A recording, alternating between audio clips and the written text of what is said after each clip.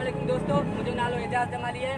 सबका पहिरीं तो मां सभिनी दोस्तनि जो शुक्रगुज़ार आहियां जिन क़ीमती टाइम कढी असां ग़रीबनि सां कुले कुले में मिला बीठा आहिनि, असांजे लाइ गॾु थिया आहिनि। दोस्तो ही तव्हांखे ख़बर हूंदी असांजो बनी जो मसइलो हलंदड़ आहे, जेका सिंध लैंड कमीशन जी ज़मीन आहे 800 एकड़, जंहिंजो हाई कोर्ट सर्किट बैंक में असांजो केस भी हलंदड़ है।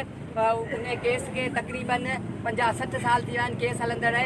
असीं 6 सालनि खां इन ज़मीन ते वेठल आहियूं। हींअर जेको ताज़ो अली नवाज़ पठान ऐं रसूल बख्श रायमो हिकिड़ी सिविल जज टंडो बागो के अपील दाख़िल कराए असांजी बनी ते 145 जी कार्रवाई कराई है ऐं असांजे ॻोठनि ते चढ़ाई कराई है।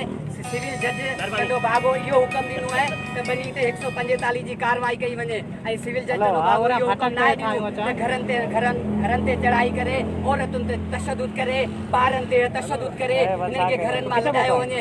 इहो टंडो बागो जो मुख्तियारकार बदीन जो डीसी सभु उन्हनि सां मुलविस आहिनि। बदीन जो जेको डीसी आहे उहो उन्हनि जो धुर बणियो बीठो आहे। असां इहो बि ॿुधो आहे त बदीन जे डीसी खे उन्हनि चयो आहे इन्हनि मारूड़नि खे लॾाए, इन्हनि जमालिन उन्हनि खे लॾाए ही बनी ख़ाली कराए ॾियो त तोखे असीं 100 एकड़ बनी ॾींदासीं।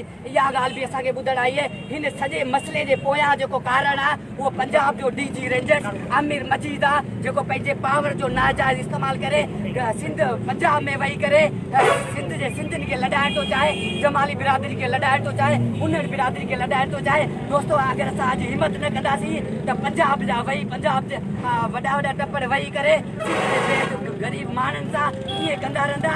सुभाणे जेको असांजो सिंध आहे पूरो पंजाब खणी वेंदो। अली नवाज़ पठान हिकिड़ो क्रिमिनल माण्हू आहे, तलाह जो क्रिमिनल माण्हू आहे। जिते कब्ज़ा थींदा असां DIG हैदराबाद IG सिंध ऐं चीफ जस्टिस खां मुतालबो था करियूं त फौरी नोटिस वठी